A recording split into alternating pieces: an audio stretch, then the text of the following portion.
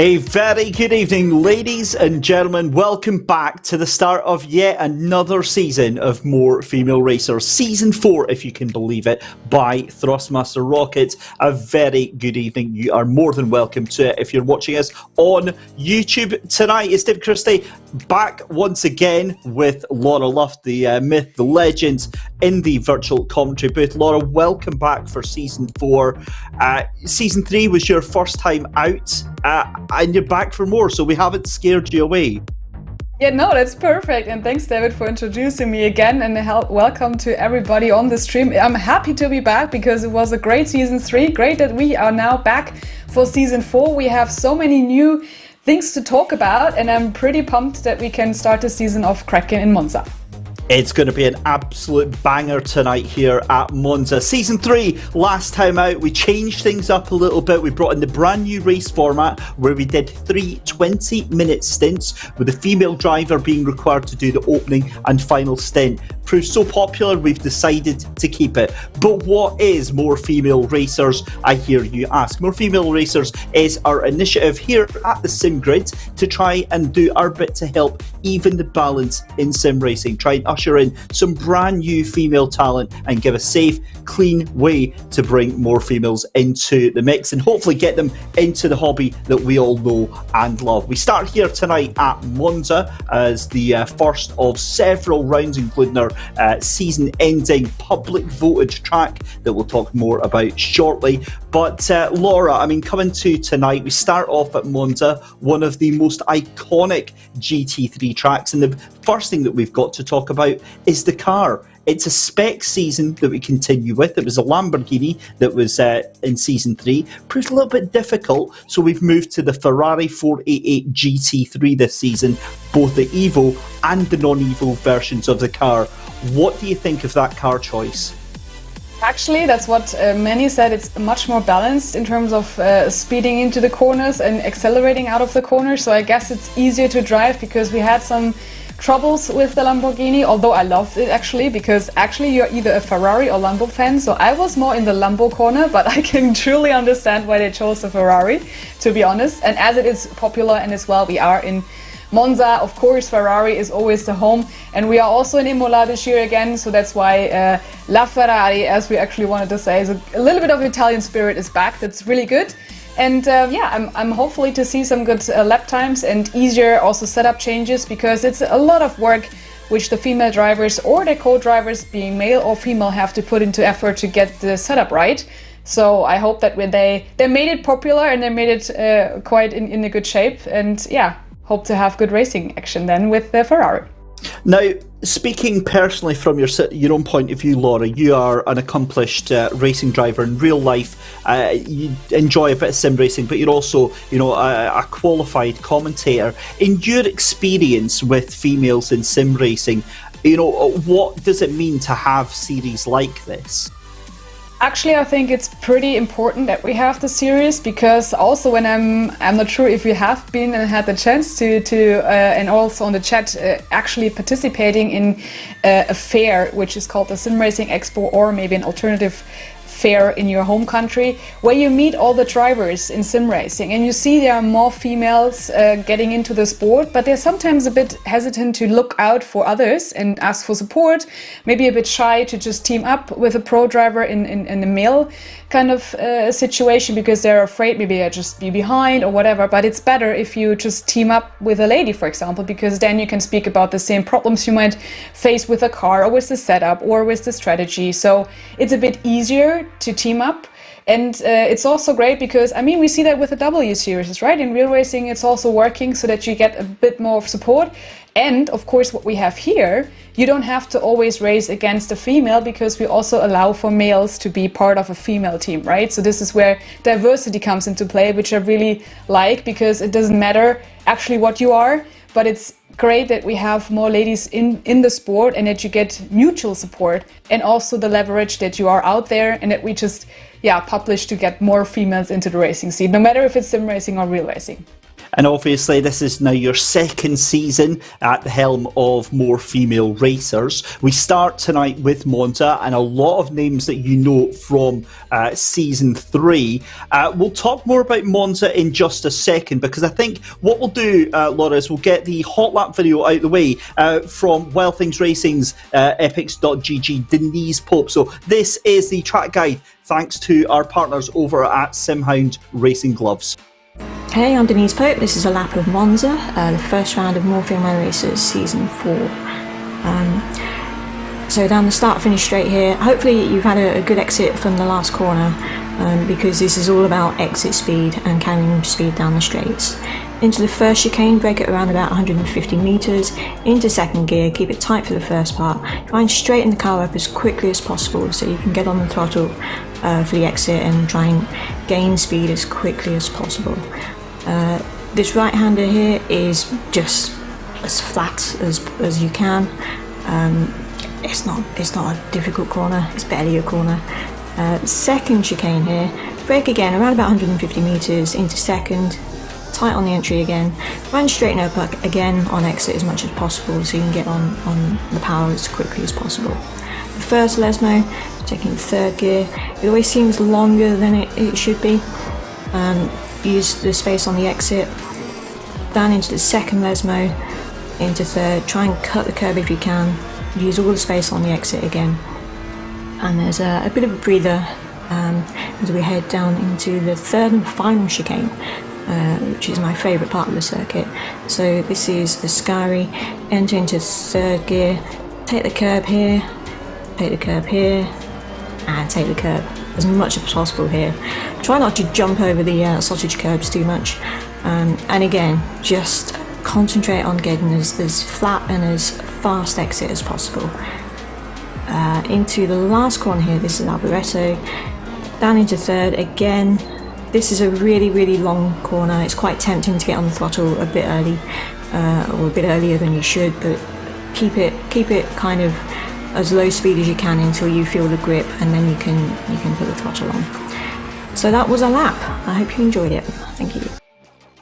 So thank you to our brand new sponsor SimHound for providing us with that on-board app there from Denise Pope. SimHound, providers of sim racing equipment and accessories, well known for their awesome sim racing gloves that are durable, breathable, and will give you the upper hand in your sim racing exploits. Simhound.com to check out more about them. But Laura, back to Monza then. This is the quintessential GT3 track, a very high speed, very technical and demanding circuit. What do you think we've got in store for ourselves tonight?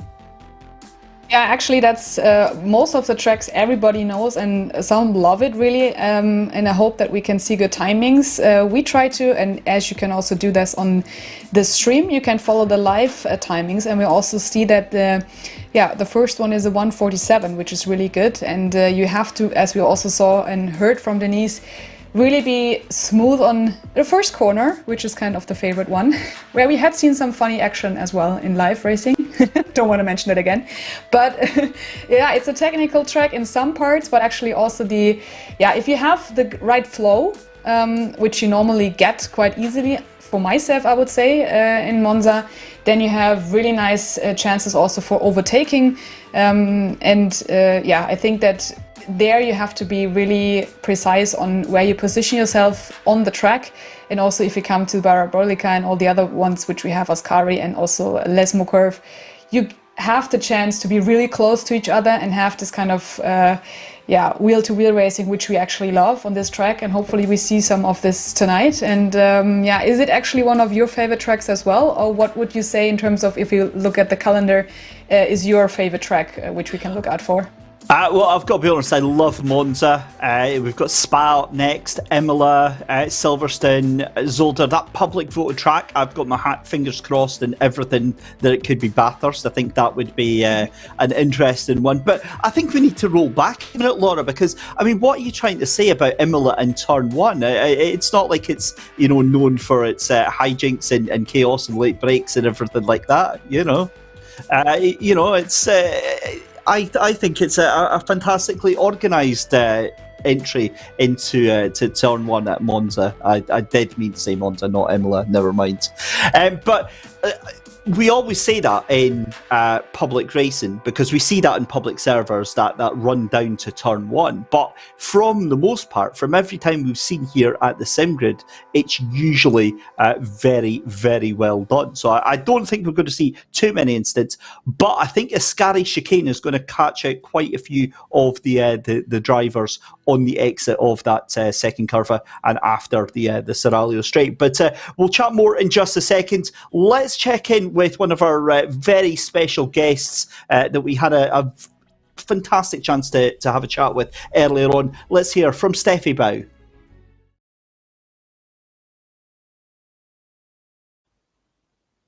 Well, the excitement of Season 4 of More Female Racers by Thrustmaster Rockets building quite intensely, and with us to share in it a very, very special guest. Good afternoon to Steffi Bao. Steffi, first off, I know who you are, but for those out there who don't know who you are, give us a little bit of an introduction and a little bit about you. Yes, thank you, David, for having me on the interview today. Yes, my name is Steffi Bao. I'm originally from Italy. I had a dream to become a very good professional motocross racer, and thanks to my parents and hard work, I was able to do that. So I've been a 7-time Italian champion and also a 3-time world champion. And I moved from Italy to the US, and yes, and now I'm involved in esports. On that note then, co-founder of Init Sports and Init Esports, and one of the bastions for inclusivity in both real-life motorsport and esports as well. How important is, the likes of these events, More Female Racers by Thrustmaster Rockets, and other events aimed towards, say, a specific, for females? I think, in my opinion, any time there is an opportunity to create an event that is very welcoming, it can only help. So the series here help a female to try to get involved and get their feet wet with sim racing. And in a way that I see it, it's a great stepping stone to eventually be seen by the motorsport industry as a whole. Everything we do, at Init Sport has the same concept. So use the sim racing as a way to get involved into the in real life world, but then not only being a driver. You can do that by becoming an engineer, or a tire specialist, or chassis specialist, or even like a pit crew person or a pit reporter. So this series, I think, is very cool, that give the possibility to female to get involved. What advice would you give to someone who was interested in taking part, was a little bit curious, but maybe didn't feel that they had the pace or the ability to join the field? Well, the first message I'm going to say is give it a try. It's important to just get outside of that box that people tend to put people in, and just give it a go. Everybody started at some point. Nobody was a champion right off the bat. So you have to start. And then if it is something that you feel that you are passionate about it, just keep going at it and work hard. And then eventually you're going to get where you want to be. Another question I wanted to ask is obviously your foray from real-life motorsport into esports. How did that all come about? How did you get involved with esports? Well, first I have a funny story, because I actually think that it's coming full circle, because when I was a racer, I was able to be in 2 video games. So this was back in the day, I was a character in them. And now, I'm working in the industry, and I feel like there is, again, a full circle. How I got involved was because a couple of years ago, I went to visit family in Italy. And I saw my niece play on an iPad and spending 4 to 5 hours a day watching people play video games. And I'm like, this is interesting, and it was totally new to me. So I decided to dive in, learn as much as I can, and then I said, well, maybe there is a space for me here, and I can try to bring what I learned from motorsport into esport and be kind of like a flagship for diversity and inclusion. And that is what came about. We created Init Esport, and we try to promote events, special events usually, that really drive on the message of diversity, equity, and inclusion. Final question then, Steffi, and thank you for bearing with me. I've had a look through the teams, and I don't see Steffi Bao on the entry list. So what do we need to do to make this happen? How do we get Steffi onto the grid for round 2? I really need to put some times on the games, because even though I'm into this industry right now, I am into the industry in the business side of things. So my time is all focusing on trying to create opportunity for people of any minorities or any walk of lives. So I don't really have time to stay there and play. But I promise everybody that is asking me, they are going to give it a go and eventually participate in the series. Well, I'm going to try my best to get you on the grid before the season is out, but thank you very much for joining us today, Steffi Bao. If you want to see more, check over onto twitch.tv/Init Esports. You can check out the live streams there, but thank you very much for joining me today. It was a pleasure to be here, and to all the girls listening, go for it. Don't hold back. You can do it.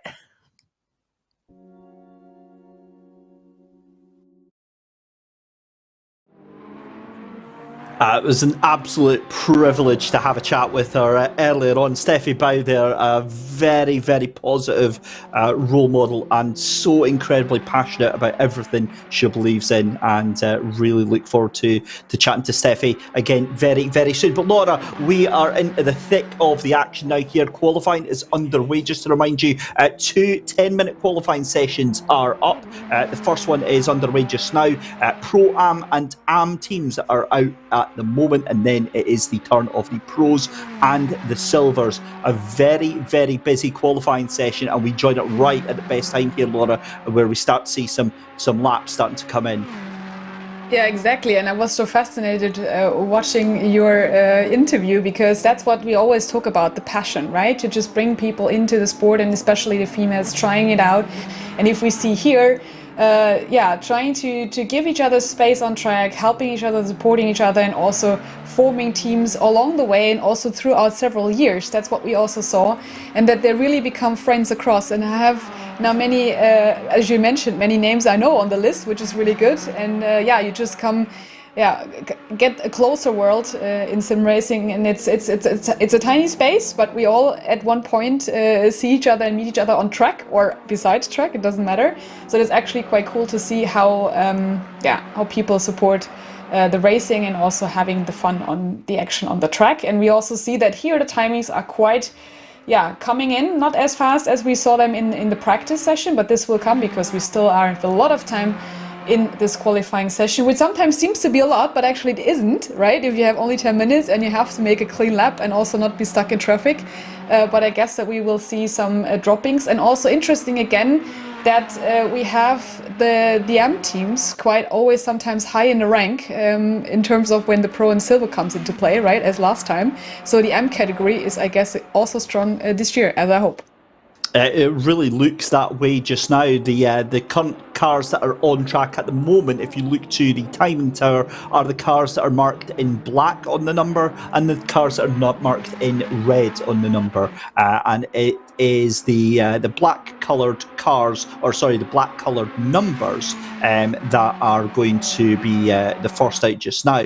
They are, of course, I believe the AM cars. And then you've got the Pro-Ams out there as well. So just watching them come round just now, because it's the Pro-Am teams are the larger in number. So actually, sorry, excuse me. Yeah, so it's the black ones are the Pro-Am, and the red coloured cars are the Am teams. Just the two cars, or the three cars that we've got in the Pro-Am just now. Team Riot, Spice Cake, and Team Cake, Angel Cake, currently out there just now as well. But at the moment, currently setting pole position for our cars that are out there just now is the number 404 car. That is Hakure Racing Shrine, Alina Coveton behind the wheel of that one, and a familiar name from last season. It's the 102 Turn 1 header rangsetter at twitch.tv machine of none other than Header Rangsetter. So getting a nice little plug in there, Laura, for her Twitch channel. Exactly. So many races which you also can follow around. They have already their stream as well running up and wild. So this is also quite nice that they just talk about it. And I also know from my part where I was able to race with Yvonne van den Berg, who has actually also written the summary for the starting of this season. Multi-talents, which we see on track. So they speak, they have their live stream running, they are really active on Twitter, the social media feeds, and as we also saw some of the sneak peeks, the livery is also insane of some of the cars actually. So that's what the teams also have put into work. It's not only their driving, it's setting up the car and also making the liveries really nice. So this is really a great team effort which we can see. And also coming back to the chat questions, that's a good one to see who actually picked a non-Evo. I guess they all went for Evo because I need to have a bit of more actual power on track, but let's find out. And also we can ask them if they checked it out in their training sessions. But here we have the Wild Things running. They also have a nice video on YouTube as a pre-season opener. So Melissa Taplin, which we have seen already in the other ones. It's pretty nice that they form the teams and they make their cars unique, and it's great to see that they have such a powerful team who has everybody has a job, right? So you either be the mechanic doing the setup, you be the crew chief, or you be the social media and YouTube expert. So it's a full flourished season as well, with all the kind of categories the drivers chose to do. 45 seconds left to go in qualifying. That's a great point, because social media in terms of sim racing now is such an important part of drivers branding themselves, getting all these lucrative sponsorship deals. And I've got to be honest, I'm loving some of the liveries here. Team Cake never fail to amaze us with their liveries, and that is looking a bit like a sponge cake. I've got to say, I'm feeling a little bit hungry just now, but 20 seconds left to go. Alina Coveton still in pole position, and great lap there from the 205 Luna Nera machine of Elisa Indriani, jumping up into second place, but that's been knocked back down by the Wild Things Racing Rossi machine of Lisa Louise Keane, takes her second place again. So at the moment it's Alina Coveton, Louise Keane in second place, Indriani in third, Hedda Rangster in fourth place. At fifth place is the 89 Wild Things Racing Sabine of Melissa Taplin. It's then Annalise Riot in the 187. Finally getting a lap in the sixth place at 187 machine. Sarah Fair coming around to do a lap here though in the 139 machine. And looking very, very good just now. Could be a huge improvement, possibly getting up into fifth position for Sarah Fair. Doesn't quite do it though, goes across the line, improves by almost a full second there, but it's still only enough for seventh place. So as the qualifying session comes to an end, we've still got a couple of cars making their way around, but Alina Coveton there, Laura, taking pole position for the 404 machine that she shares with Jack Bird. Yeah, it's actually pretty amazing to see, and also great that at least we have Sarah Fair coming up as a reigning M champion. So it's great that we have the champions also back, right? So that nobody dropped out and maybe just some formed new teams. And we have also new joiners like Hedda Rangston. I'm not sure if she just joined the first two seasons where I was not part of, but at least last year she was not driving. So that's really great to see. And also, good that they are now in fourth place, and she's really, really fast. That's what we definitely can say. And look at actually in the first 6 places, they're 0.7 seconds apart, and also the first ones, which are 0.1 apart. So they're actually quite even, and that's what also is important in the race we have later on. Although it's a 60 minutes race, so to say, right? It's not like a super long endurance one. You still need to have the same kind of balance. It's great. Wow! Really pole position for Hedda Rangster right at the death there. My goodness me, what a lap there, Laura, to pull it out from absolutely nowhere. The 102 puts it onto the top position, 149, 506, and considerably as well. That's an improvement of at least 0.3 of a second. But that is an amazing turnout as we see the cars coming out. This now is the Pro and the Silver final qualifying. Then this is where you're going to see the times coming tumbling. But a fantastic time, Laura, there for Hedda Rangster. Yeah, exactly. And sometimes it's so funny because in training, some teams are already like not actually pulling everything out of their cars because they don't want to actually reveal their strengths, and then they push it and smash it in qualifying, which is actually quite clever. And yeah, great job from her. And let's see how the timings are in general then now when we have the Silver and Pro joining. But it's definitely a good time. Given the mixed skill that we've got through the field, you've got some drivers that are maybe into the sim for the very first time, and you've got some drivers who are absolute rocket ships. How important do you think that qualifying is in a series like this, Laura? It's a different thing. Some people really hate qualifying, right? Because you have to really nail it down in several seconds and being like pushing everything out of the car. But it's a good training. And as we also see that later on in the race, let's say the slower or the not stronger female driver has to actually do the start and the finish. So they have 2 times 20 minutes to drive, or let's say 23, depending. But yeah, at least they have more track time. And this is important that you always push yourself. Also, if you maybe don't like to be in the qualification, you then become also a complete driver if you at least try to pull similar laps and even laps as well, and also fast ones, and managing it through traffic. So, and you can learn from your peers. That's really important. And you have your support system behind, right? You just always be on your, being at like TeamSpeak or Discord channel chat to support each other. And as you see, Elo Gobi is now pushing it with 147, which we have kind of expected, right, David? Good God almighty, straight in there from Elu Gobi. That is just absolutely unrelenting. As you said, 147.7. I know we saw that pace through practice, but that was with some of the well-known esports contenders that are taking part in this championship, some of the drivers that I would have expected to see. I definitely didn't expect to see that on the first lap. And not just that, look at the rest of the pace is just crazy. Victoria Thompson there, second place with a 148.2. Sarah Dove there in third. And the times just absolutely coming down. Your former teammate there, Yvonne van den Berg, in fourth place. Altea Book, aka the Amazante, down in fifth place there. But amazing outing there for the number 11 Grip Hacks engineering machine. Now we see Grip Hacks engineering, Laura, taking part in many of the different championships and tournaments that we run here at the SimGrid. But Elu Gobi teamed up with Harry Phillips. I mean, how important is it to get that first early marker down in qualifying to get that really fast lap that everybody's got to aim for? Yeah, actually it's a good relief, right? If you have only 4 minutes left, then you kind of can relax because you already nailed it. So then you can maybe decide if you want to just come back to the pits and get some fresh tires on. But yeah, at least they already put the others under pressure to at least try to push further.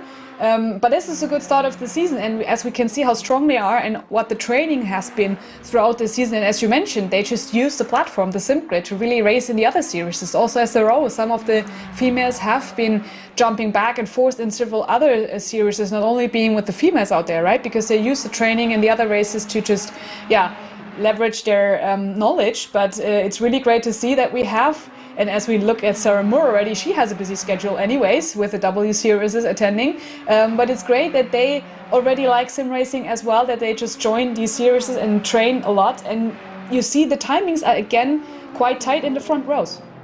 Oh my goodness me, Elu Gobi just smashed in another lap there, 147.4 to consolidate that pole position just now. 3.5 minutes left to go in the opening rounds of More Female Racers by Thrustmaster Rockets. The pace that is being shown immediately by this top five is absolutely crazy. And then you go from 5th place to 12th place and you're separated by about a second. So an amazing level of determination and practice being shown by these females out here tonight for our first round here at Monza. Really, really excited given the closeness through here, Laura. it just leaves things on a knife edge for how this is going to go. And given that this is round one of the championship, I always wonder as well how determined are the drivers going to be? Are they going to be quite cautious, do you think? Or are they just going to go and get as many points as they can from the opening round? I think we want to see the action, and I guess that they want to really show what they have done in the past and how they trained and how good they become. So I guess that we see some fights. But actually what I have to say is that in some of the races we have seen a really good driving behavior and driving standards in terms of what also the race control have watched it then, right? Because you also get some of the race control guys coming to you if you don't behave. And as we see here as well, they try to be clean. This is what is always important, and Sarah Dov now jumped to the second place. Also GWR 8, I'm just still trying and stumbling over the same name, but we know what it is about. They also have right now 3 teams in the game, no, actually 4 starting. So that's also a team effort. So what I wanted to mention is that they, I guess, try to show what they learned over the past seasons and how they performed in the other ones. So I guess they don't hold back. That's my opinion. And hopefully we don't see Lugobi being the alien of the season, because that would be hard to tackle down. Yeah, well, we'll keep an eye on that one. Beta Bachenska makes a great improvement. 0.8 of a second moves her up into 18th position. But my eyes are on Sarah Dove right now in the 177 in the GTWR RHG female racing number 1 because second place now. And that gap, just 6/100ths of a second. So where we saw last year some absolute aliens running away with the championship, I don't think we're in any risk of that just now, because the pace that Sarah Dove has got coming onto that backstretch down to the Parabolica with a minute left to go in qualifying. This is very, very interesting as well. To answer some of the questions then in YouTube chat, and I know you covered this as well, Laura, just confirm there are no drivers in the non-Evo version of this car. All of the teams have opted for the GT3 Evo. Again, you can kind of understand why, given that it's the latest version of that car and really pushing as much power out of that package as they possibly can, Laura. Yeah, exactly. That's the thing. And also what we see here, Victoria Thompson jumping to 2. I mean, the first 7 ones, really, really crazy what they just really tried to drive. And then now we have the 8 on the podium, or let's say 8 in the classification now, being so close together. Some already have been in the pits, like Elo Gobi. She says, I'm fine with it, so nobody can crack her time because she's really far ahead. But some really try to, have better timings than before. And it's great to see that also the, people we know from the past, Mia Svensson, had some dips and downs but come back strong, now being really also really great up front. And also Sophie Unrun, she's also quite now in the first pack of the field, which is great to see that although, and this is what we always say, no matter how hard it can sometimes be, and maybe if you don't like the track as much as you do, they come back stronger the next season and improve themselves, also with now the new car, which they had to learn and get adapted towards. But it's great that they are even closer together this season than the last one. And that's the brilliant point about this championship, is that the majority of drivers here, Laura, came into season 2, into season 3, and it's gotten bigger and bigger. So we see so many returning names, and as a fan, it's fantastic to see all of the drivers improving right now. But Mia Svensson, 0.3 of a second up right now, goes across the line. Mia Svensson takes pole position right at the last. Sarah Dove very, very close behind. But Mia Svensson then, for the Intruder Racing team, out of absolutely nowhere, 1:47.292. But we're not going to leave it just yet, because Yvonne Vandenberg looks to be improving. Can she get 5th position just now? 1/10 of a second is the improvement just now. It does do it. Yvonne Vandenberg then up into P5. Jenny Kamugli is 1.1 of a second up. That's going to get her up into the top 15. You would think she was into the wall early into qualifying. P15 right at the last gasp there, but what a lap there from Mia Svensson, Laura, and that is going to be an absolute punch in the gut for Elu Gobi to have that snatched away right at the last. Yeah, that's what you think, right? You normally have the chance to beat your lap times, but you can kind of feel safe. But then this is what I meant before. They just normally don't try to put everything out of the car until the last second. So that's what we actually great to see now if they improve in the race, because even the unexpected, and as we saw, Mia Svensson, she has done everything right. And also Sarah Doff, kudos to those ones, really putting her in the second place. And actually is really great that she is getting everything together. And I really like to see that they have improved and they are ready for the big show. Well, we're just moments away from going down to the grid. Let's give you a reminder then, ladies and gentlemen, of what you are going to see tonight. It's going to be a 60-minute race broken up into 3 20-minute stints. The female drivers are required to do the opening 20 minutes and the closing 20 minutes as well. They've all been paired up with another driver, and that driver can be either male or female. We've got quite a few teams that is an all-female lineup, so expect to see a huge battle going on through the entire of the 60 minutes as well. As one of my good commentating friends says to me many times, Laura, times are for show, points are to go, meaning that times are all very well and good, but it all boils down to what you can do out there on the racetrack. Well, that's what I actually have to remember. That's really good. Yeah, but this is true. And we will see what happens in the race. And it's important that you give at least the time to your co-driver to actually nail it down. So I hope that we have no incidents in the first corner. That's my bet. And as what you said, normally should not take place because we have a full round of behind the safety cars. Everybody can warm up the tires, warm up the brakes, and then we just crack it down. So I guess hopefully that everybody is just clean and safe in the first run, and then we see the action overtaking in the race. Sometimes also it's funny how they play around with the 2 mandatory stops, right? So this is also where we see that some have a good strategy doing undercuts, overcuts. So it's kind of technical what they sometimes do in their strategy, which is really good. So yeah, I'm waiting forward to it, and I'm also kind of already pumped. So let's get this rolling. I want to try and get your insight while we're waiting to go down into the grid. With your experience in as a real life driver, pressure and stress is a big thing in the start of races. And how do you deal with the moments just before a big race? The funny thing is, I'm completely quiet when I'm in the car. It's what I try to be like 10 minutes before I put my helmet on, and then this is my time where I can prepare, because normally if I have my helmet on, nobody is talking to me anymore. Then I have my freedom, and I did actually my first race start this year in the NLS, which was quite good because I was fastest in the quali on our car. So they of course said you have to do the race start, and you drive with 180 cars around. Of course not with everyone because the GT3 start first, but we were with quite some cars on the track, and I actually felt nothing. This is funny. Normally I'm nervous and excited, but at this time I just try to be completely quiet, not getting excited, and then you just focus on actually the start. And then it's like you feel like a robot. And this worked pretty well because sometimes we females tend to think too much and to worry too much. And if you completely lose this, then you're focused on the race.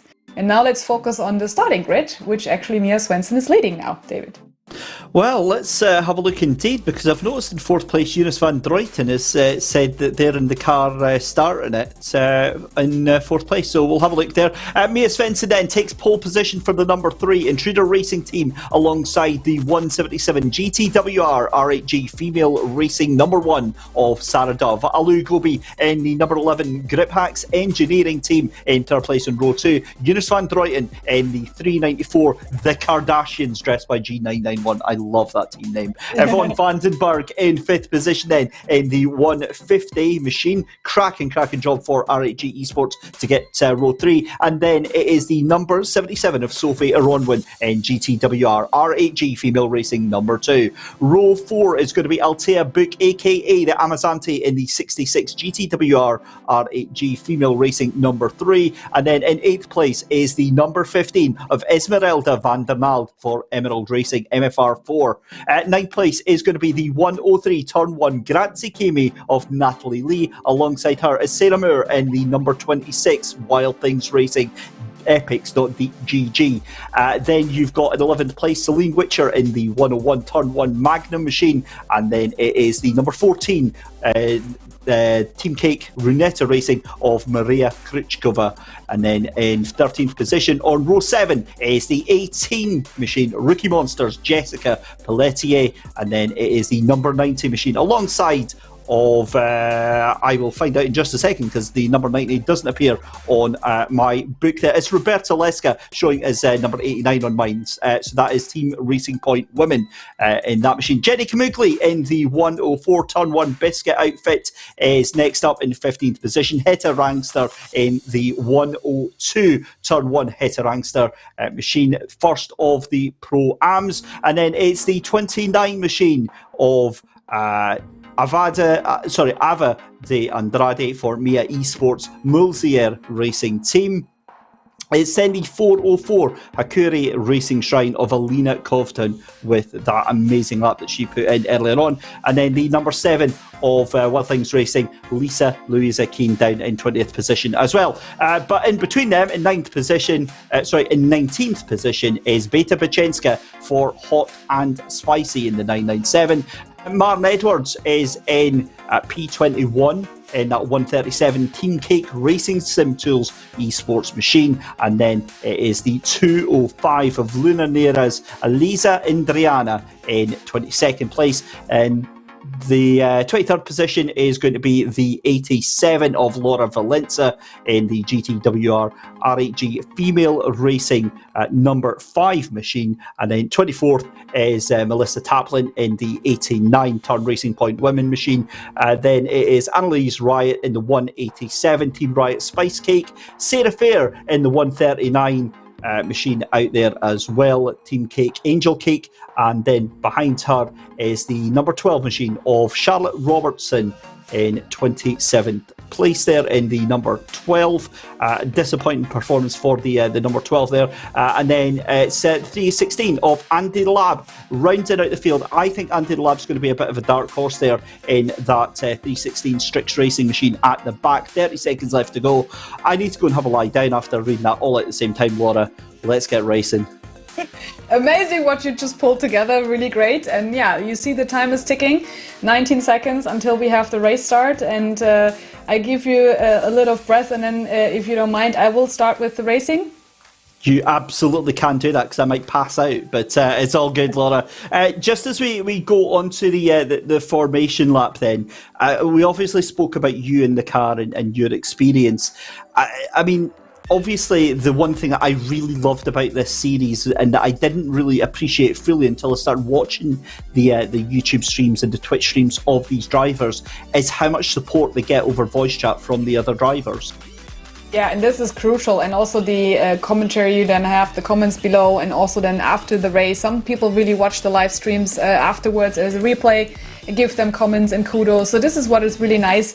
And yeah, as you can normally say, some people have the ability to be like triple and multitasking at one point. Sometimes they also read through the chat while they are racing and give feedback back in their live streams. So if you just only don't want to listen to us, which we hopefully you do still, you can have an eye on the other ones, and also maybe watching the replays from the ladies who are just streaming today. Really, really great that we have so many supporting systems right now, and that they try to also stream. So that's what brings them more leverage and more visibility out there.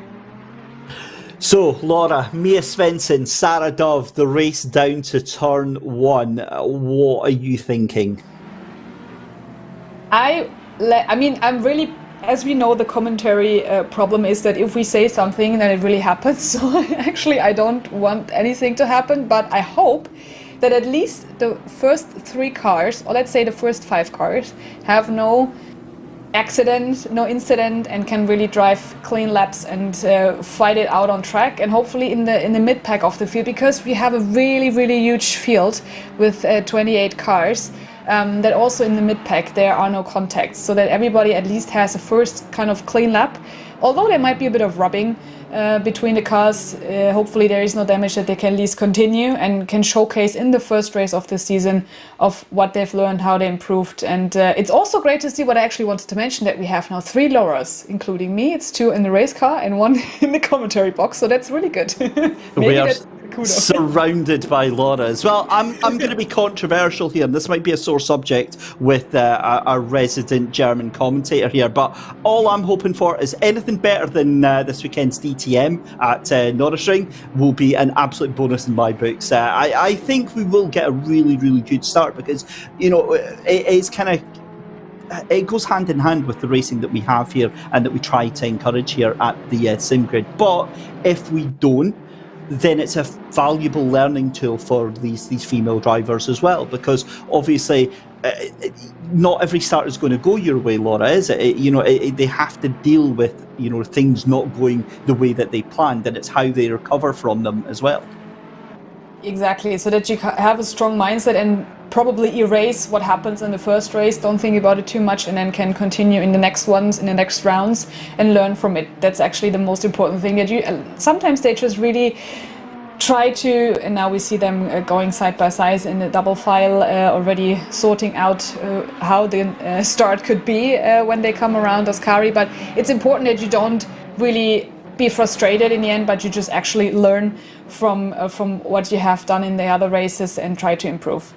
Yeah, that's it. So learning, educating, and improvement, constant improvement. That is the theme of the championship. But the car's coming around the Parabolica for the first time of asking, and I think it's only right that for our very first rounds here at Monza, I think we have to hand over the reins to Laura Luft to take us down to turn 1.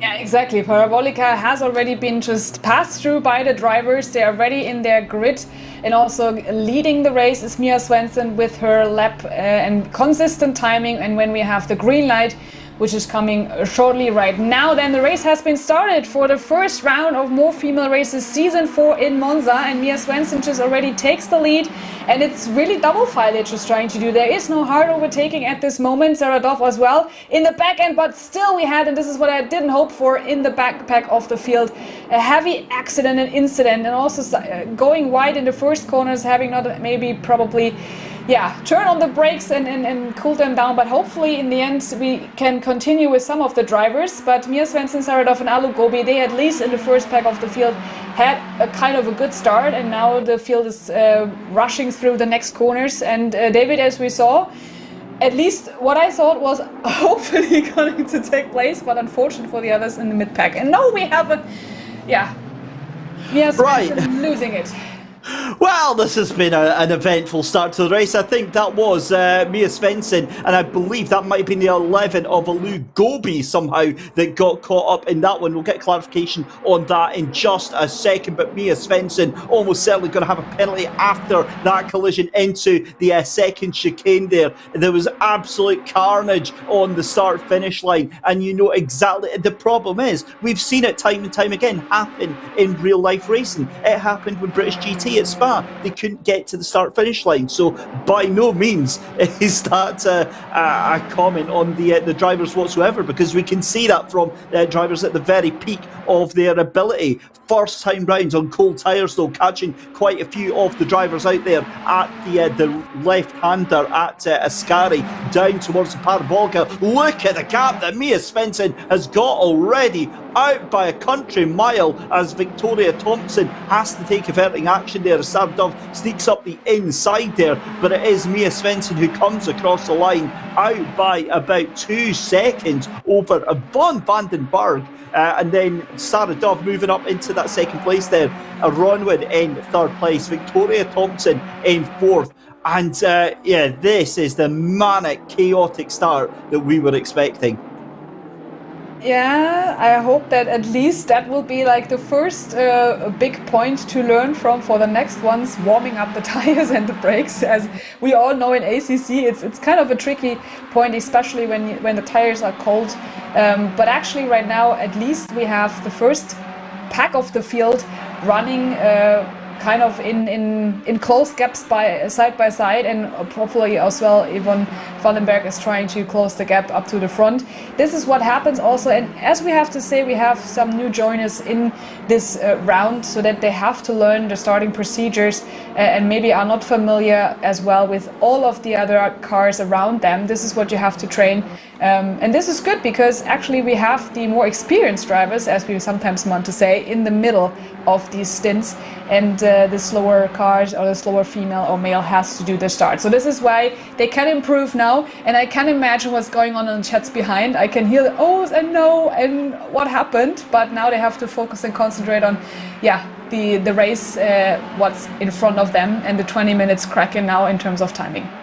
Well, the simple fact is that at least 20 cars out of the 28 that are there are still within 10 seconds of the leader there. So it looks only to be about 7 or 8 cars that were caught up in that start line incident. So we'll get an ID and get a replay on that when we possibly can. But as it stands then, as we hit lap number 2, it's Mia Svensson out in the lead for the number 3 Intruder Racing team. That gap now extending to 2.6 seconds over the 177 GTWR R8G female racing number 1 machine of Sarah Dove. Meanwhile, behind side by side is Victoria Thompson. I believe that's Celine Witcher that is trying to take that position back up the inside there. That was a really, really nice move, done and dusted. And that is the Kardashians 394 dressed by that was just a fantastic move up the inside. And again, Laura, just shows you how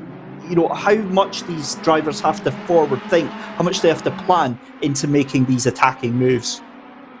Yeah, exactly. You have to be sometimes a bit patient. That's what also is important in that race, that you can really don't push it too hard in the beginning, because then you will lose some track time and you make mistakes. You have to be really clearly focused on what's coming up and also giving the car to your next colleague in the line. So now it's good if you find someone on track where you can actually follow, and this is what we are right now. Elu Gobi trying to catch up her places now as she's in 7th and already being close on turn 1 on the 101 car with the Celine Witcher, and now she's also a great driver. That's why you see it's hard to overtake, and a little bit of touch here. Yeah, the race control will follow that, but luckily Celine Witcher, she knows how to drive that, so that's good to at least you try to follow a peer in front of you and can try to sneak in and see a point where you can overtake, because you have to be patient, right? You can't just force it. You can't just dive bomb, and this is what they can actually learn right now. We see some are spread out all over the track due to also the incident, and here trying to be close together, which was a tiny bit too tiny in the Parabolica. There was actually no place, but we have the race control watching that. So this is also what you have to learn, right? To see where you can overtake and where definitely you can't, and that's what the learning curve is there for.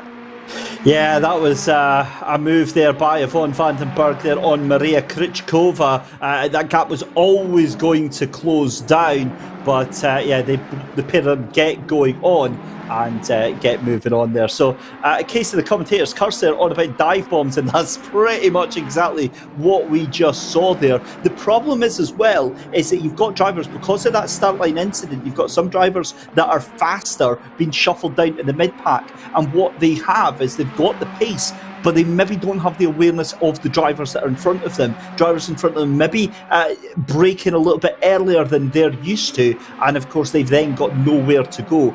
So you see some interesting moves. But Maria Krychkova for Runeta Racing gets going again in the 14, and basically undoing some of the damage there, trying to hunt down the 205 that is in front of them, the Lunanera driver of Liza Indriani. We're coming up then to 7 minutes have elapsed here in this first race of the brand new season of More Female Racers. It's David Christie here alongside Laura Luft, enjoying all of the action here just now. But at the front of the field, it is still Mia Svensson with a ridiculous pace, 147.934, with quite a lot of fuel in the cars. We've got chaos going on in front. That is at Ascari there, and we'll find out who is caught up in that. I think it is just literally a driver going wide there, but this is Maria Krychkova on the back of Liza Indriani, that 205 there, going very wide at the ends of the chicane, pulls it up to the inside,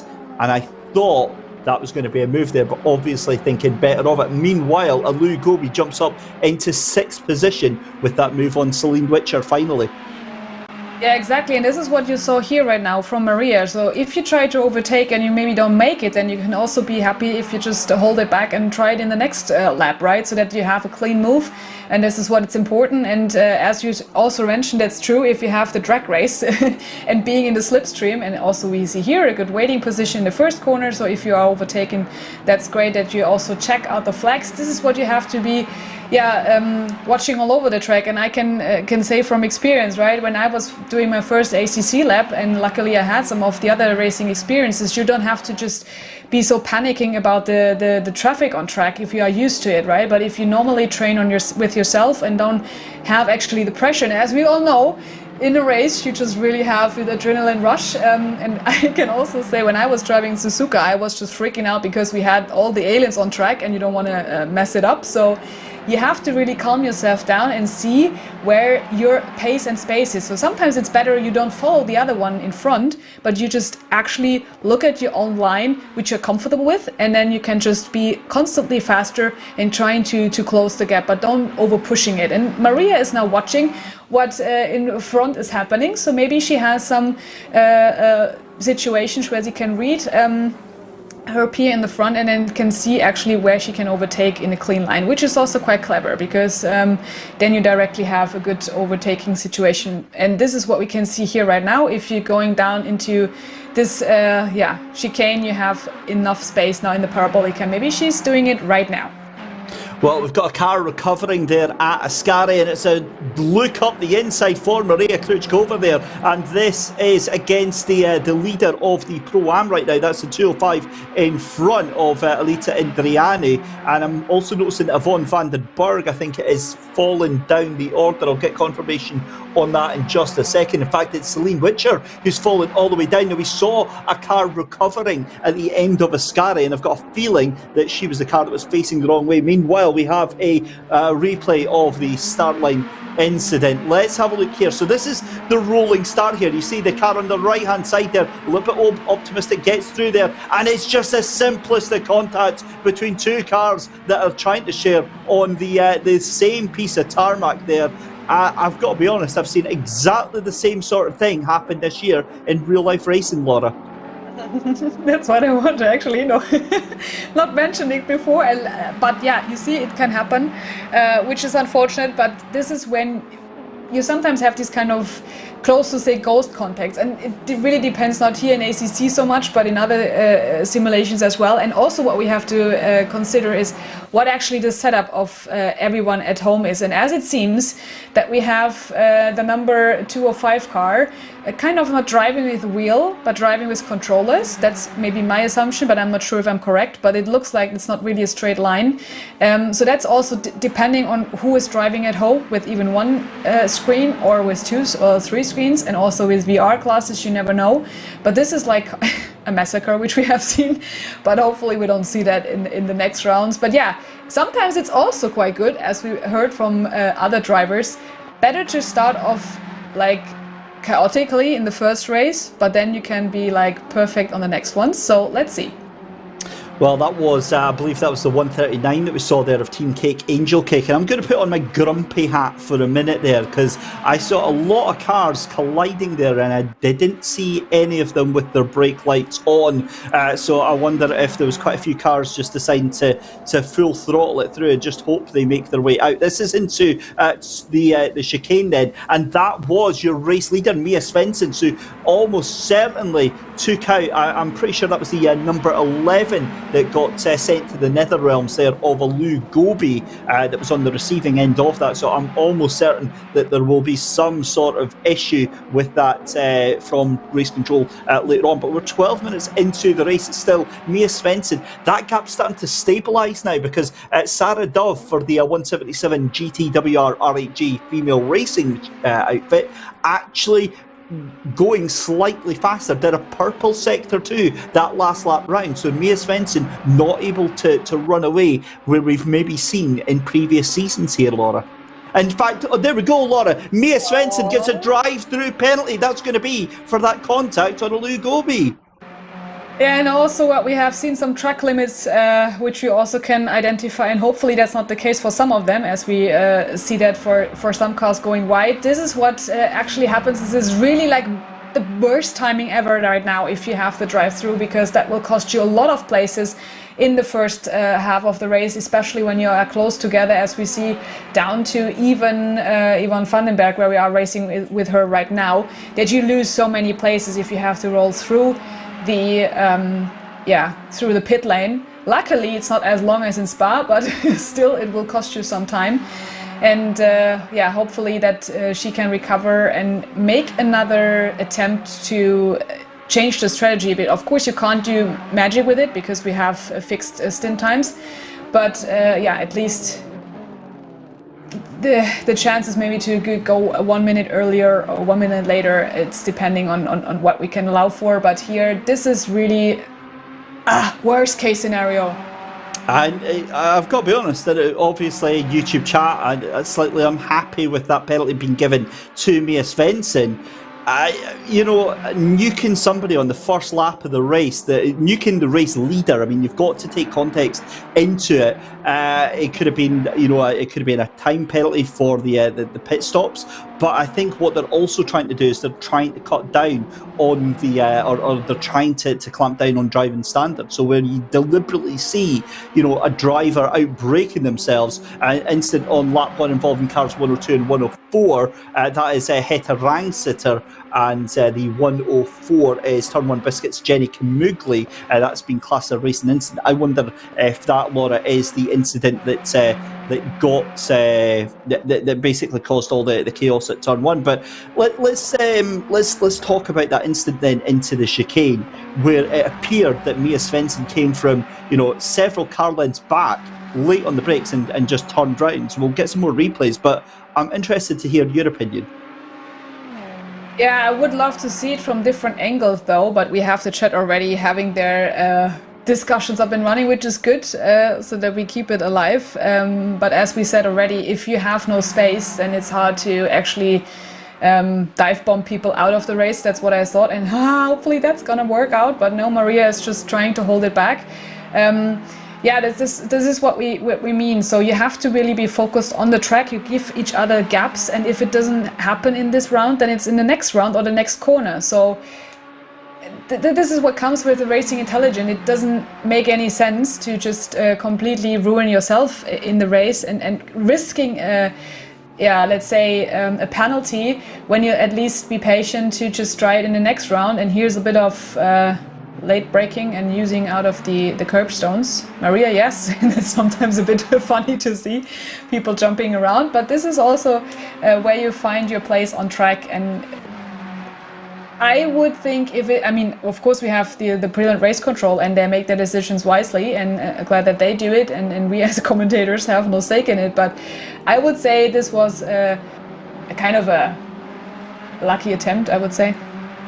Yeah, and again, obviously to clarify, I think there's absolutely no malicious intent whatsoever, but the context is, as Maria Krychkova, I mean, the problem for Maria right now is that she's been pushing so hard to catch up Elisa Indriani in that 205. I wonder if she's taken too much of the tyres out already. It's a difficult one. Final word from myself on that drive-through penalty. I think it's a justified penalty. It is very harsh, but the context is this, right?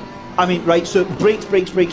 The car is off. Yeah, look, 100%, it's done. That's it. The car is on the brakes way before, and you try to take the part on the inside. You have to take the curb, and the curb pushes you into the car in front. Nah, it's a done deal on that one, I think. So funny if we look at actually the same situation which we had with famous drivers in real racing, and this was also a great discussion in that place. So there the penalties were completely different, but here, it's how it is, and you have to take the bitter bite. But this is what we can come out of, and probably also good if you don't do this again then, as a good learning curve. But it was really tight, and as you see, when you're on the brakes and locking the tires, there is sometimes no chance to do it. And I was actually, I can talk about my racing when I had my setup with a digital brake with no load cell. This is no excuse, of course not, because we also see people having basic standard setups and can really drive pull-in, but I was unexperienced on this digital 1-0 brake, and I actually smashed it too hard and I completely locked my tires, and I had been taken out one guy in front of me because I missed the corner, and I had to take it. I said sorry directly, and luckily I didn't ruin his race, I ruined mine, but this is how it is, right? So you learn from that, and then you come stronger out of it, and probably then being a bit more, let's say, conservative, especially in the first race and in the first round. But talk about actually the action on track. I think now everybody is trying to find their own place in Monza, as we see on the track map. Quite funnily, many are spread out all over, and some are a bit closer together, also with 0.18 seconds. Alu Gobi is in 4th place, like trying to catch up Sophie Onren. But now Alina is really in the 3rd place in her Pro-Am category, and this is what we also have to mention. We have 4 categories, and this is great that at least everyone can race against each other in their peer group, and to fight and not battle with the others necessarily. So this is good that you have at least driving standards within your own class and get your own points. Absolutely, couldn't said it better myself. Slight strategy change is going to be coming up shortly. We'll talk more about that just now. This is another replay from another even better angle on this one, and I'd be very interested. Yep, so at this point the car is not alongside it. It's done, it's dusted. There was never any chance, because look, the gap is closing up, so there's no gap there for a GT3 car at that point. Because, even if that number 3 is going to try and fight it up, look at how far back that car is. And it thinks, oh, I'm going to do it. Where did they think that Alu Gobi was possibly going to go? It's one of those things that, again, there's no malicious intent. It's a learning lesson for the driver behind, but it's absolutely justifiably a drive-through penalty. So Mia Svensson for Intruder Racing Team, for me, again, final... We'll put a line under it. That is, for me, a deserved penalty. But back out now after that drive-through penalty and set the fastest lap of the race. So the battle lines have been drawn. 147.661 for Mia Svensson. Down in 9th place at the moment. The recovery drive is still on. But, Laura, the next thing that we have to talk about is the first stint is done. Drivers are going to be coming in to the pits to hand over to their teammate. Exactly, and we also have now in the first place the 394. We have Thompson in the car, and also Sarah Doff is in the pit lane to change for her driver. And Sarah Moore is already then as well now racing in 7th place, and we are now with Eliza Andriani. And it's great to see that we have the pit windows opening, and curious to see who stays out longer. But now they all come in, so this is really good timing, and giving equal driving stints, making it now a full pit lane. Also good in that sense. Sarah Fair, which we see here in your beloved livery, and you're right, I'm getting hungry as well if I see that. It's what we need to mention is there are some possibilities now for the second driver to completely fresh out with no kind of stress in their head, just trying to make their place on track, right? You just normally see what the other driver is doing, but if you have a clear set and clean line to drive out by yourself, then you can maybe even close some gaps. And this is what we have seen in the last season as well. When the second driver comes into the car, it's a complete different race.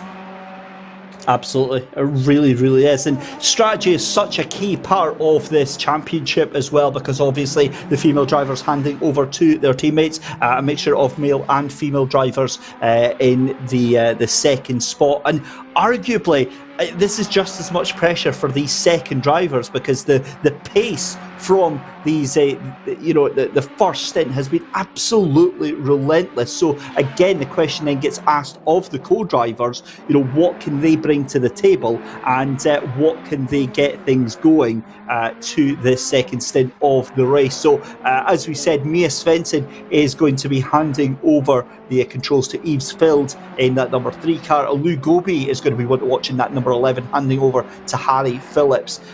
You've got Giorgio Simonini in the 150 as well. You've got the 177. Andrea Capoccia is going to be a huge force for the second part of the race. The Kardashians have got Victoria Thompson. Eunice van Druyten is going to take control of the 394. Incident on lap 2 involving cars 7 and 12. That is a that's a drive-through for the car 12 for avoidable contact. So again, more penalties coming through. And I've got a feeling that might have been Charlotte Robertson that was getting the penalty there in that one. So yeah, there you go, confirmation in 19th place, handing over to teammate of Yannick Kalka is going to have to serve that drive-through. Possibly the worst time for a driver to get a drive-through just as they start their stint, Laura. Yeah, exactly. And sometimes you're frustrated because you don't know what for. Now you know it. But that's actually the thing. Yeah, but also could be like once you just passed it, you can discuss still with your teammates once you're back in the pit lane and say, okay, right, guys, now push it. And you hopefully then get this spin around in a bit more of a positive spirit, so to be honest. And yeah, we look at the 14th place now, which is the car 404 Jack Bird. Driving in the second position for the Pro-Am category. And yeah, pretty good, right? Isn't it? Yeah, great to see Jack out on track. Former loved person here at the SimGrid, still loved person, but obviously used to work here at the SimGrid. So we do have a vested interest in young Jack. Little mini Hamlet. I'm not sure that's something you want to really aspire to, really, but lofty ambitions and all that. Jack Bird then in the 404 Acura Racing Shrine Machine, currently down in 14th position. Great fight there for the Pro-Ams, but here we go then. This is going to be an absolute ding-dong battle then. Andrea Capoccia takes over in the 177, but Eunice van Druyten and Harry Phillips duking it out here. This is going to be an epic race. Just behind Harry Phillips is the number 77 machine, and that is Laura Valenza, I believe, that is taken over from that one. But we'll have a look at that. In fact, it's not Laura Valenza being replaced by Matt Muirhead behind the wheel of that machine just now. So we've had our first driver changes. It looks like across the board we've seen everybody swapping over. Andrea Capoccia then taking over the car from the 177 of Sarah Dove, but a 7-second gap over Eunice van Druyten. It's going to be interesting to see what lap times are now doing. Yeah, exactly. And we, as you mentioned, have so many names back on the grid, and also seeing them performing as always normally. And Andrea Bendetti is already racing in the 87th car and being chased down before, but at least now in the lead in front of McAuffin in the actually drag race, which they do into the first corner. But yeah, good coverage from Andrea. And actually want to speak about that. You just have to be clever actually when you come into the first corner, and this is really what they covered it good, that you have no overtaking situation for that point, because now he can just try to pull away from it, and as we can see, that's what he's doing. Yep, and that is exactly indeed what he is doing. With 33 minutes left to go in the race, we're already nearly halfway through this first round of More Female Racers Season 4 at the SimGrid. Monza is the first round tonight, then followed up at the end of the month by Spa-Francorchamps. It's then a trip to Imola, Silverstone, Zolder, and then our public voted track where we open things up to you, and you can suggest the track that our drivers take part in for that final race, December the 20th at the end of the year. But it's Andrea Capoccia in the 177 GTWR R8G female racing machine, out in front by a considerable distance over Eunice van Druyten in the 394 Kardashians, dressed by G991. The recovery drive is still on for the 150 machine just now, as is the number 3, currently down in 9th position. Yves Field taking over the Intruder Racing Team machine just now. I believe that is Denise Pope in the number 26 just up the road. Wild Things Racing Epic's GG machine up there in 8th position. Just looking at the standings as well, I'm just having an eye on who's who in the championships. I believe in the pros then that is going to be the 177 team that are currently leading that just now. Then in your silvers, that is, I believe, the number 77 team. That's GTWR R8G Female Racing number 2 that's in the lead of that. In the Pro-Am, that is going to be the number 205 team, and that is Luna Nera that is currently in the lead of that, taking over from Elisa Indriani. And then in the AM teams is going to be the 187 team, Team Riot Spice Cake, and that is Joshua Bouchard taking over from Annalise Riot right now. So GTWR R8G having a cracking time of it so far, Laura. P1 in both the Pro and the Pro-Ams right now. Yeah, and also, as we know, R8G stands for which driver in Formula 1? Former driver? Yeah, Mr. Romain Grosjean, Mr. IndyCar himself.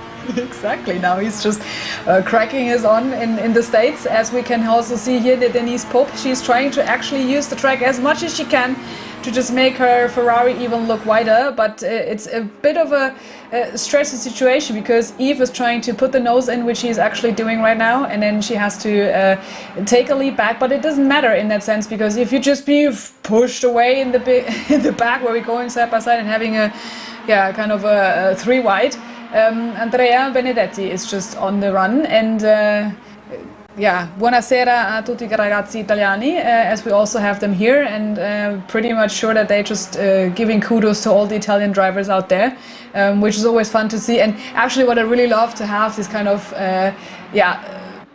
being in the chat with all these guys, because normally what you have is a kind of a great atmosphere when talking to Italians, because I actually used to race in Italy in karting, and it was always so fun when we had them on the stream, on the radio, just talking about it. So I pretty much guess that they will have a party going on right now, where we're jumping back to the car 205, as you mentioned, the actual leader in the Pro-Am category, which is Walter Pavlicek.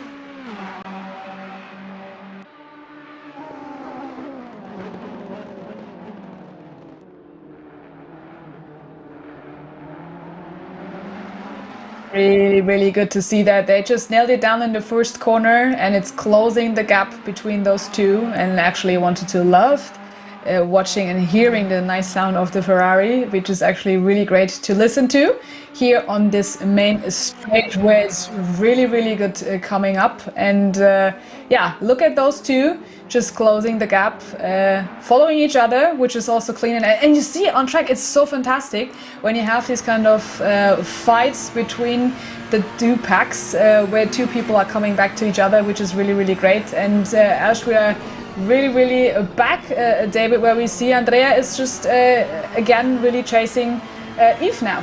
Yeah, cracking little battle here. Andrea Benedetti for GTWR R8G Female Racing. Side by side as they come down a back straight here. This is exactly what the championship is all about. Eastfield on the inside, and this is a recovery drive going from bad to worse, because the number 3 has to get very, very defensive. Andrea Benedetti, though, gets the better line, tries to get the cutback, will dip in behind that number 3 machine, and I've got a horrible, resigning feeling that that number 3 machine is the way to drop down another place as they come over the start-finish line. Then start lap number 16. It's going to be the run down to turn 1. It's going to be the number 3 that's got the inside Eve's Hudson advantage going into this corner. But does Andrea Benedetti feel brave? Late on the brakes as well, turns it in, and that's a great move from Andrea Benedetti. Take a bow. That's a cracking way to get 8th position, and Evesville drops yet another place back. Laura, this day has just gone from bad to worse.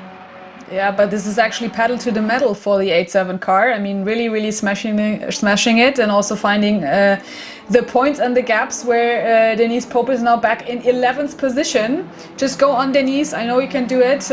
Cheering up for the ladies.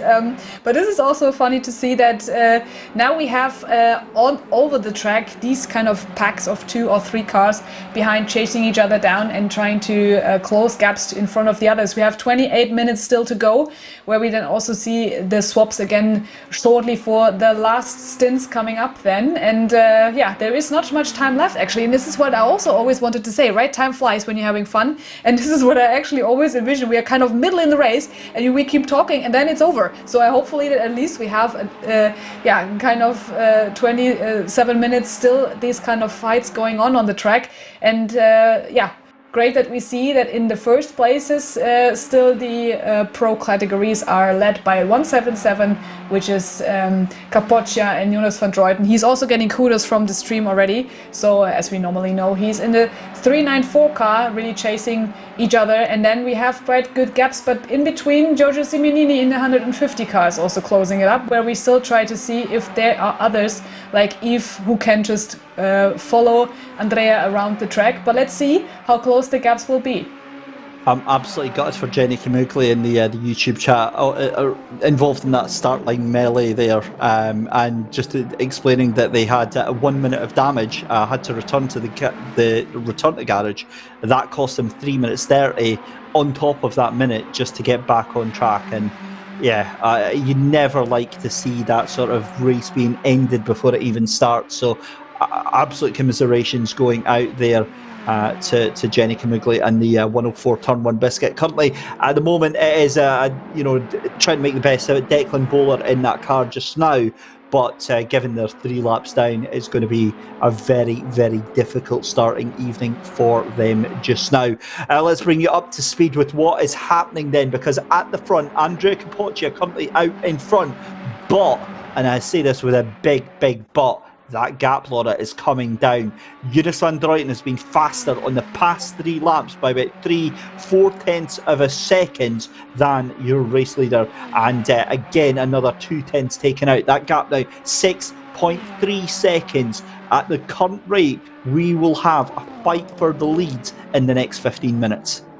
And also the good thing is what you can see, he has a clear track. So that's also great if you don't have any kind of fights with them other cars. You just have lap cars you maybe want to overtake, but this is kind of easy in that sense. But as you have clean air, you can maybe do your actual qualification laps, right? You just try to really push it hard and then have no fights which actually cause you as well material like tires and anything like that. So he can really push for it.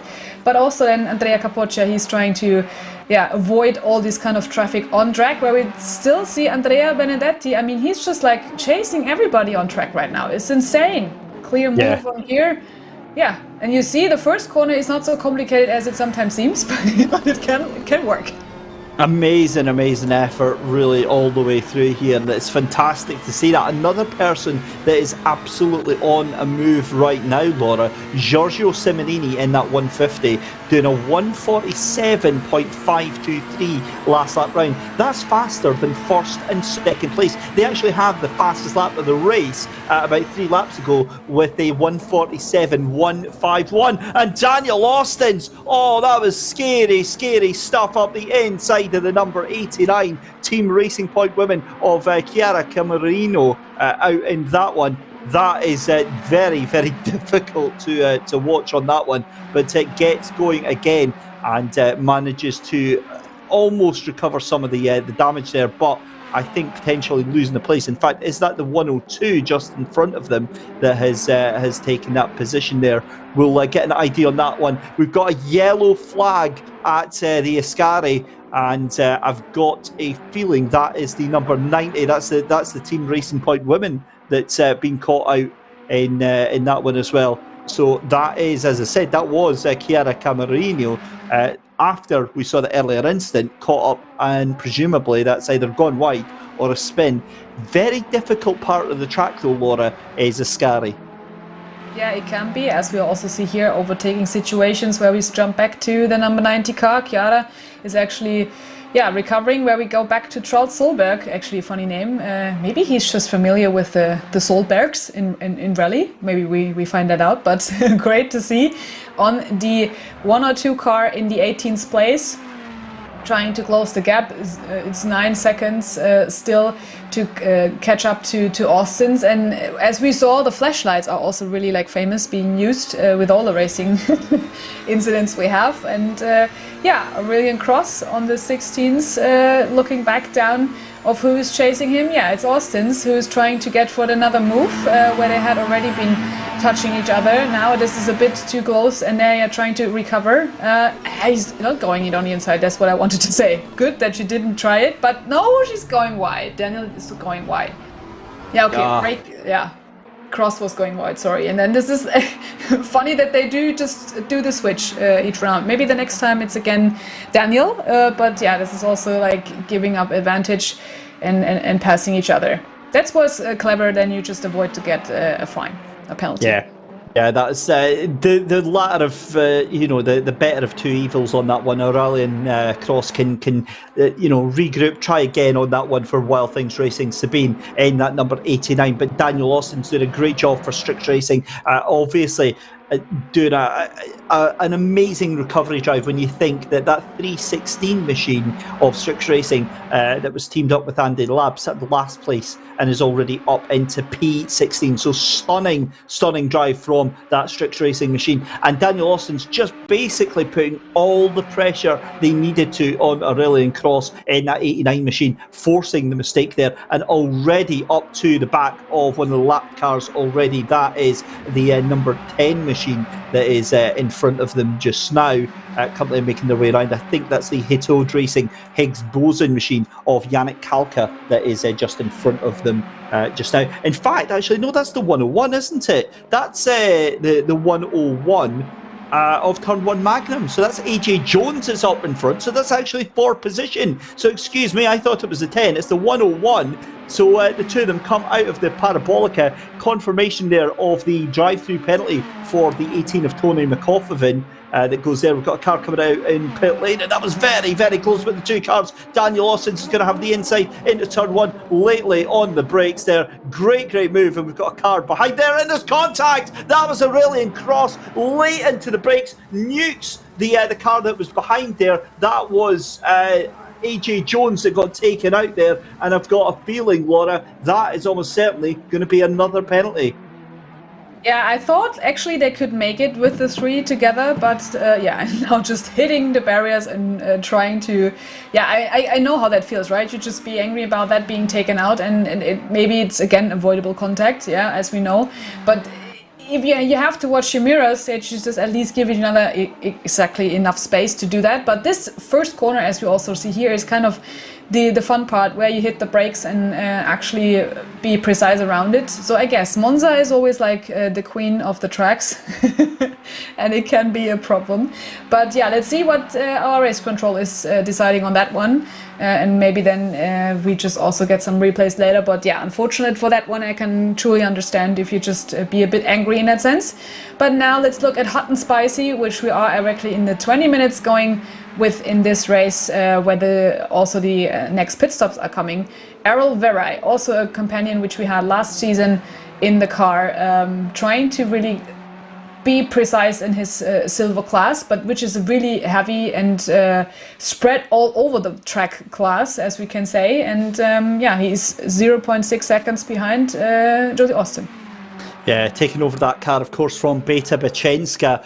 Josie Austin, I have got a lot of time for Josie. Josie is one of the most infectiously happy drivers to take part in this championship. And usually we have many disagreements about the wild taste she has for her cakes. I believe the conversation last season was about I think it was a beetroot and apple cake she was having, and that doesn't sound the thing for me. But doing the proper job just now, keeping that car ahead of Errol Verwey right now in that 997. We come up then to our final 20 minutes. Pit stops are happening left, right and centre, and again onto the brakes. And well, actually I'm going to take that back, because at the point of braking, that car was on the inside. I'm actually of the opinion that AJ actually turned in on that car that was already up inside. It's not like, the car just screeched to a halt straight into the side of it. That car actually turned in. I'm very confused at that one, because obviously it looks in. Right, at this point, the car is stopped. That car in front has to give the car beside it some racing room. So again, slightly different from the initial incident that we saw with the 3, as we see Errol Verwey slightly overcooking that corner there. I'm of the opinion, Laura, either that was a racing incident, or that was the car on the outside that actually turned in. Yeah, that is also the funny discussion as always. If you are in the front and clearly the car was side by side, it was not completely on the same round. But if you're still in the front, this is normally what you expect to have you as a corner. But I'm lucky that I don't have to be the judge on that one, because I would presumably say, okay, this was not actually from both sides at will, so that could potentially be a race incident in that sense. But sometimes you just don't misunderstand and don't think that somebody's diving in there, which was not actually diving, but trying to find the gap. But if you think you are in the front, then you normally think that's my corner. And I give you right, yeah, you can leave some more space, but let's see what our famous race control is making out of that. I pretty much think that they will look from different angles, also from above. But yeah, let's see what the actual pit stops are doing.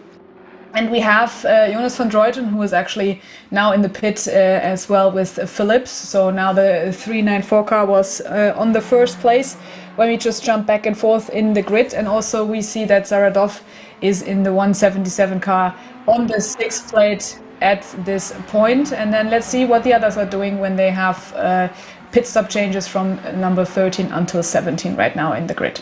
Well, when the 177 came into the pit lane, it was a 7-second gap that they had over the 394. So it's widely expected that Zaradov is going to reclaim that lead. But it's what is the change in the difference as the 394 hands things over back to Victoria Thompson. It's going to be a drag race down the start-finish straight. There's Victoria Thompson there. I think by the time she gets out of pit lane, it's still going to be, it might actually have increased, because Victoria Thompson is going to have to light the tyres up, get off the pit limiter, and meanwhile Zaradov already into turn one, but Zaradov in heavy traffic right now, and Victoria Thompson has a bit of clean air to get going as well. The number 11 has pitted for the final time as well, handing things back to Alu Gobi. But this is a very interesting time of the race now, because obviously, Laura, the driver changes are done. The ladies are back in for the final stint, and now we get to see how the cookie crumbles. Exactly, and then now this is the time where you also try to make your statement on the track, where you actually maybe hopefully can do some overtaking still, as we also see here a fully great pack of three. Going side by side, and also hopefully not three wide into the corner. It looks massive, but had a rank star and we still have a blue flag. There are also some overtaking situation going a bit wide here, misjudging the corner, and now back on track. Trying to avoid contact here as well, where you just try to go wide, but yeah, now the 102 car has to find back the situation. Andy Lab, look at him, he's on the 15th place right now.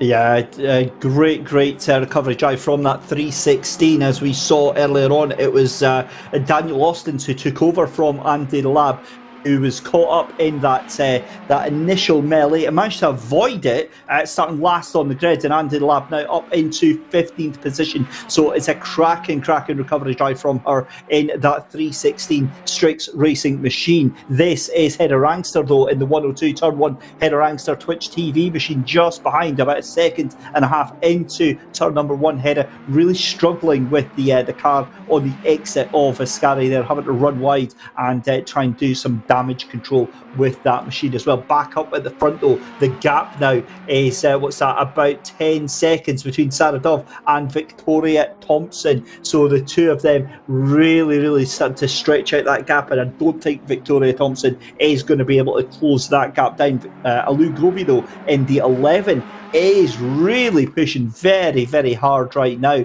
currently down in third position just now once all this settles itself just now. Alu Gobi, given, Laura, that they were taken out in that first chicane on lap 1 to get themselves back into third position, 10 seconds behind second place and considerably faster as well, you wouldn't put it past her to maybe challenge for second place.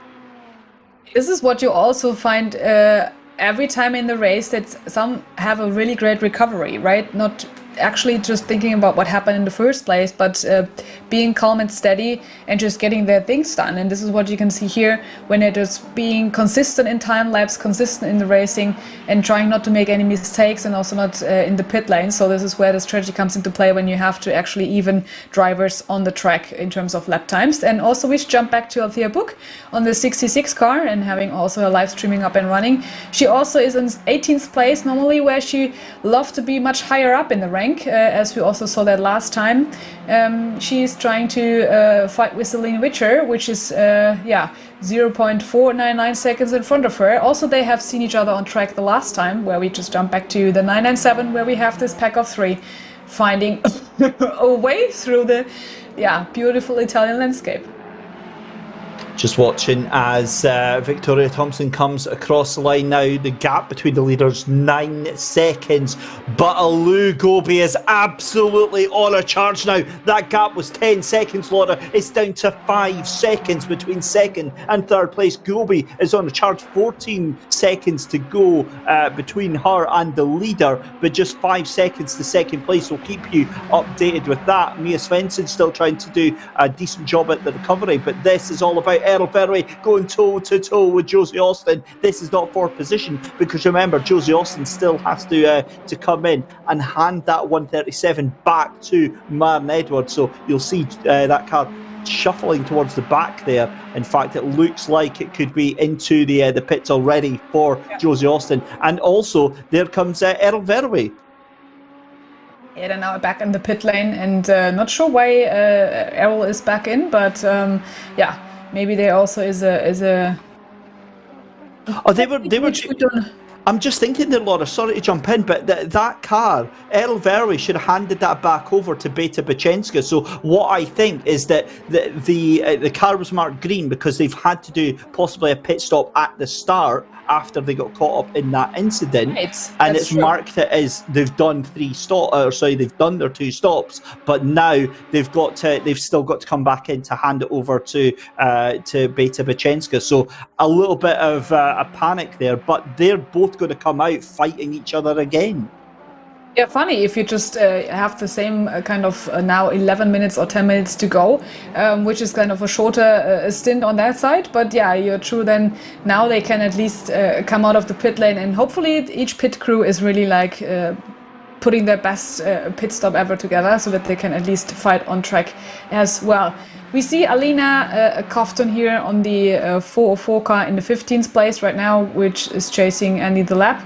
In front of now in 14th place, 0.7 seconds. So hopefully, maybe they do have still a chance to fight for positions, although not for points, because points are up until the 12th place.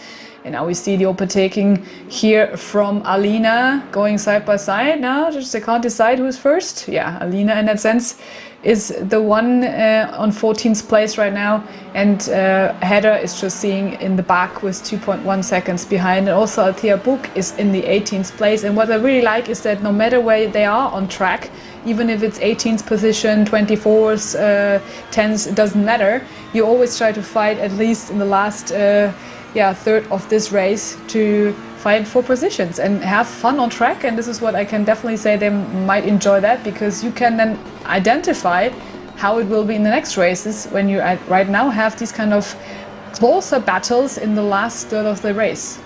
Absolutely, I couldn't agree more on that one, because it can get so lonely if you're out by yourself and you don't have anybody else around you, whereas constantly cars to keep you company, to keep your mind active and keep you pushing to the 100% of the talent and ability that you have there, always makes it much easier. But we are riding on board with Althea Book then, aka the Amazante for GTWR R8G Female Racing in the number 66 machine. It's the number 3 team that they have got out of I think about 5 different teams that GTWR have got out there just now. Celine Witcher in 17th position, just up in front though, trying to hold on in that 101 Turn 1 Magnum machine, and doing a decent job so far. In fact, there we go, there is Althea on her stream just now.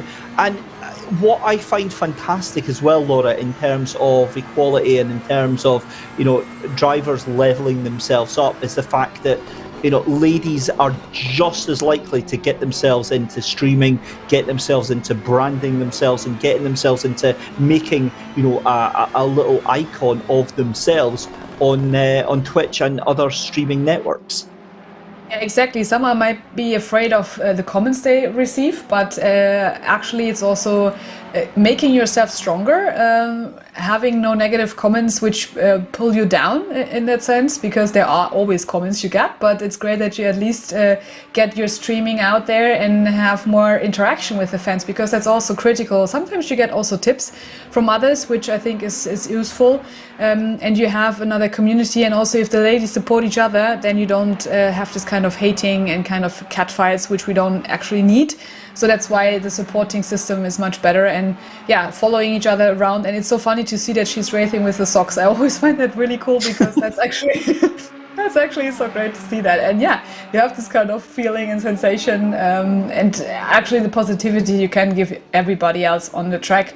Where we see Jessica Pelletier, and she's also quite close together. That's what and thanks to our great streaming guys in the back, making everything perfect for us, the Michaels. Now today it's just the Michael in the mic, but this is really great that you bring the action to us actually on the spot where we need them, to see actually overtaking situations with the Rookie Monsters. Nice name from them, but was a good situation where they raced together, and we now see again the footwork of Althea Book here on her grid and on her simulator, and you see how she's talking constantly with the teammates, and this is pretty good, because then you can at least also release some of the stress level you have. I'm not qualified in lip reading there, but I'm pretty sure that was a bad word that just came out of her mouth on her stream there as she dived into turn one there to the car just in front of her. And yeah, that was very, very close indeed. You did touch upon a subject that is very, very dear to my heart, about the chat. I will have to say a huge thank you as always to our awesome supporters in YouTube chat as always for keeping the chat clean and for keeping it supportive as always. It's a big thing for me. So my partner is getting into gaming as well, and playing Valorant and other esports titles, and I've never really realised or appreciated the difference in how females are treated online and in any form of gaming or Sims or anything like that. And it is a thing that needs to actively be encouraged and actively be stamped out, is the toxicity and the inappropriateness in chat at times. And it's one of the things that I think that makes this championship, Laura, so important, because we're kind of trying to give these ladies a safe ground in which that they can compete and enjoy themselves as well.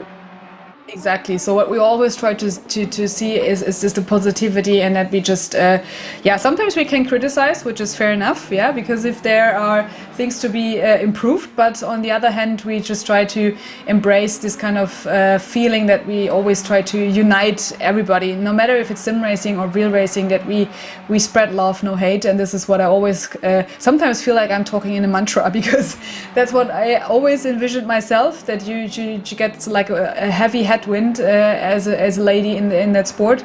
So it's great to see that in sim racing it gets a little bit less in some areas right now, as you have more streams out and more good commentary with the girls just chatting on their own chats and talking to the fans. This gives more of a feeling of how it sometimes feels. So that's great to see. And also what we can see here is that the action on track is pretty fun, although some are struggling with the tires, but we still see at least blue flags are not ignored at that time. They try to give space to the others on track and not lose their own kind of pace when maybe chasing down somebody else in their class. So it's great that we at least now have let's say more relaxed third of the race, where you just always try to find your position on the track and trying to bring it home. Oh, I don't know about relaxed. This is starting to get a little bit twitchy watching Altea Book then into Parabolica with 3.5 minutes left to go then on the tail end of Celine Witcher in that 101 Turn 1 Magnum machine, who she shared with AJ Jones in that one.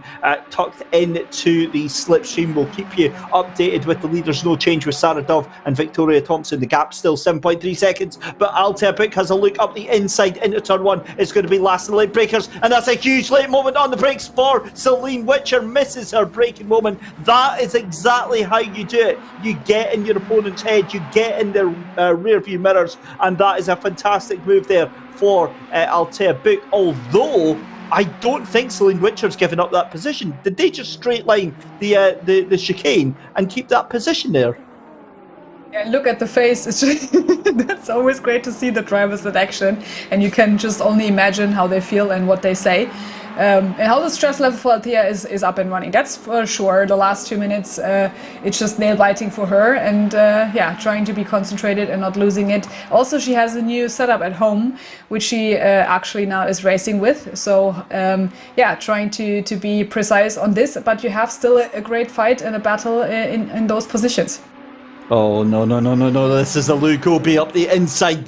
This is the third place driver that's up the inside. I hope that Altea knows that they're there and doesn't try to pull the car in. Great awareness there from Altea Book to know that Lou Gobi was up the inside there. Now, this is going to benefit them because, I mean, look, surely they're going to have to give that position back. Celine Witcher cannot possibly justify straight lining the chicane at Turn 1 and still holding on to that position. They missed their braking point. They have to you have to give that position up, and that will likely end up with something with the stewards very shortly, if not being done to track limits. But 1.1 minutes left to go on that one, and Altea Book then still trying to catch on. But here is Sarah Dove in the lead of this race. Gap now down to 6.1 seconds, likely because of lapping some traffic just now. You can see in the background there Victoria Thompson, and the gap between Victoria Thompson, Laura, to Lou Gobi now just 2.6 seconds. Can that be caught with a minute to go in the race? That's a tough cookie, I would say. And also what we have identified is that Mia Svensson already made one position, if I'm not mistaken. So she went up into 7th. So that's also where, at least for her, it's kind of having a bit of a recovery for that race. But Lou Gobi, she has to really push hard. That's not possible in these last seconds, which are counting down, to at least make another position. But at least it's podium. And as we said, which is really great, that until the 12th place, you at least get some points. That's good to see. So that actually would put Pelletier in giving her 1 point in the number 18th car on 12th place. So, and we just see Lou Gobi now here racing in the number 11 car. Was 2.7 seconds behind, which actually is ticking the clock against her. It certainly is, and it looks very, very likely then this is going to be the last lap of the race. Sarah Dove, I think, is going to come round the Parabolica for the final time. What a race we've had, Laura. Take us home for the finish.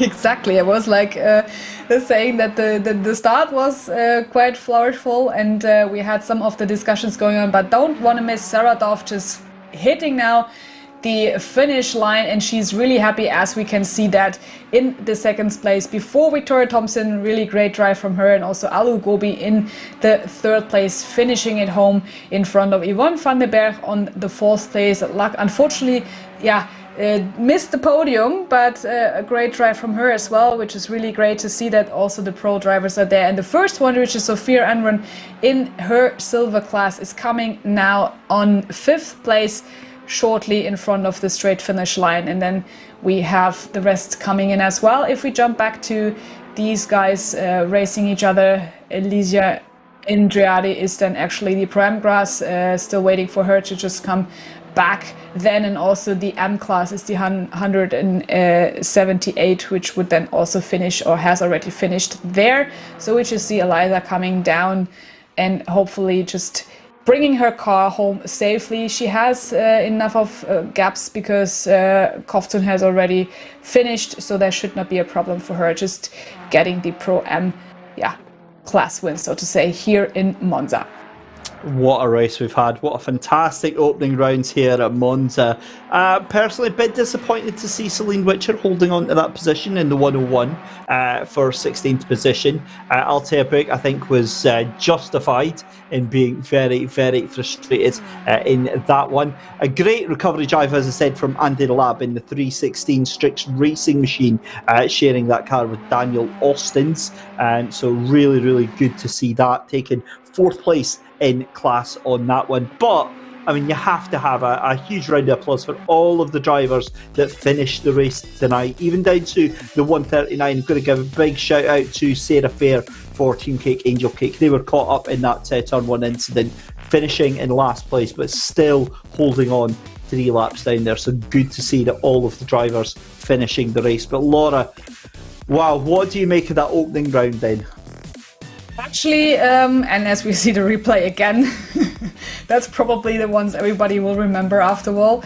But yeah, great recovery drive from some of the drivers, and actually, hopefully then next time, that would be a good place then to be better in qualifying. That's what I can say for sure. So that, as we always know, that the mid-pack field is a bit tricky, especially when you are in a short track, and that's what I can definitely say. I mean, for Spa, you still also have quite tricky, as we know, Eau Rouge coming up. So that's a tricky corner as well for Spa. The good thing is that in Imola, Silverstone, it will be a bit better. But if we go to Zolder, the same problems can occur. So then it's important that you have a better chance to be quicker in qualification. It certainly is. Don't go anywhere, ladies and gentlemen. We are just a couple of minutes away from getting some driver interviews on the go. But a fantastic win there for Sarah Dove and Andrea Capoccia. In fact, they're waiting to have a chat with us just now. Let's bring them in and have a little blether. But a huge race win there for Sarah Dove and Andrea Capoccia. Good evening. Sarah, we'll come to you first. What did you see of that turn 1 or that lap 1 chaos at the start finish line? I don't know. I was looking at the first corner. Well, that's a good thing, because obviously you didn't see any of it. Now, there was a little bit of chaos early on, as we saw contact further up in front of you with that, or rather you getting contacted by Mia Svensson. Talk us through that incident, because that was quite unfortunate, wasn't it? Yeah, so I got a not great start, and I was kind of focusing a bit too much on Alu to my right, and I missed braking zone. So I took the runoff and rejoined behind where I was, so I didn't cheat or anything. But then into the second chicane, there was like a bunch of cars ahead of me, and then suddenly one of them was sideways, like in front of me, and then I avoided, and then suddenly they weren't, and I'm not really sure what happened. I think it was with Mia and Alu. But all I saw was just cars in front of me. Yeah, of course, Alu Gopi on the receiving end of that hit from Mia Svensson, and Mia Svensson getting the penalty from it. But the upshot of that, Sarah, is that left you clean and clear in your first stint. How difficult was that pressure? Really quite difficult. I think my heart rate must have been like 180 or something. I was like buzzing, really just, oh my god. And I saw it happen. I was like, oh my god, that means I'm in the lead. But then I was like, oh no, that's, because nobody wants to get a penalty, and it's sad. But yeah. And then you handed over the car to Andrea. Andrea, you don't need any introduction. We know how fast you are behind the wheel of the Ferrari. But Sarah, handing over the car to you in the best possible position. Talk us through that middle stint of the race. Yeah, so I mean, everything goes to Sarah. I mean, she did a great job. She did a perfect qualifying, a perfect start of the race. I mean, even with the error she did at the start of turn 1, she recovered perfectly. She kept calm and collected everything, and at the end of the stint she was already P1, so I didn't want to push too much. I didn't want to do anything like too pushy, but just kept the like we came in the pits and we did a very good pit stop because we came in and we had 5 seconds.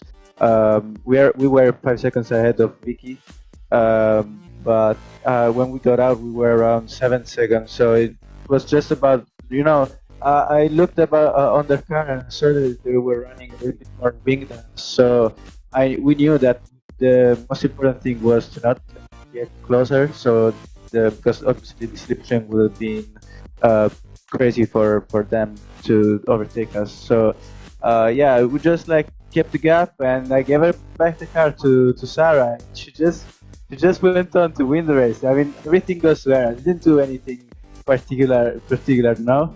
So I'm very happy for her, and she deserves the win. Complimenti. Grazie, Laura.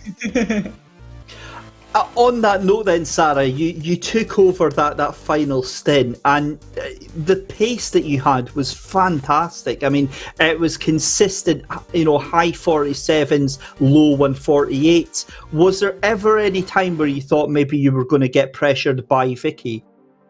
A little bit. I was kind of, a little bit trembling, and it probably affected my speed a little bit. And I was just being really cautious. I wasn't being aggressive with any back markers that might cause a crash. I was just being super safe and just watching and making sure that I had enough time.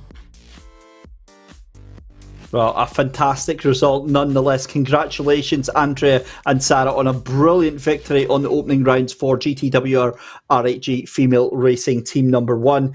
Best of luck for the next round, and we will see you in a couple of weeks' time at our next track, which is, of course, Spa. Thank you. Thank you, guys. It was awesome. Thank you.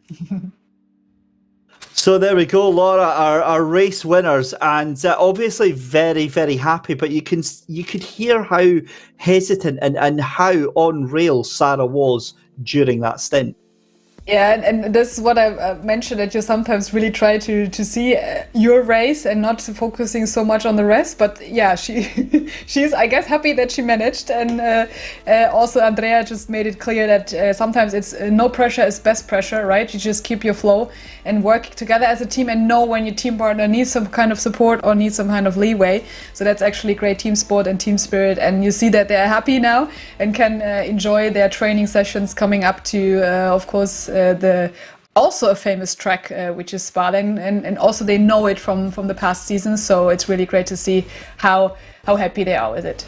Yeah, so Spa in just a couple of weeks' time, October the 25th, at exactly the same time. As always, a huge thank you to our commercial partners, to Coach Dave Academy and to Thrustmaster as well. And also to our brand new sponsor for the series, SimHound Racing Simware. Check them out, simhound.com. We will be talking about them loads and loads over the next couple of weeks. But Laura, it's been an absolute honour as always to have you in the commentary booth. Spa is going to be our next round in a couple of weeks' time.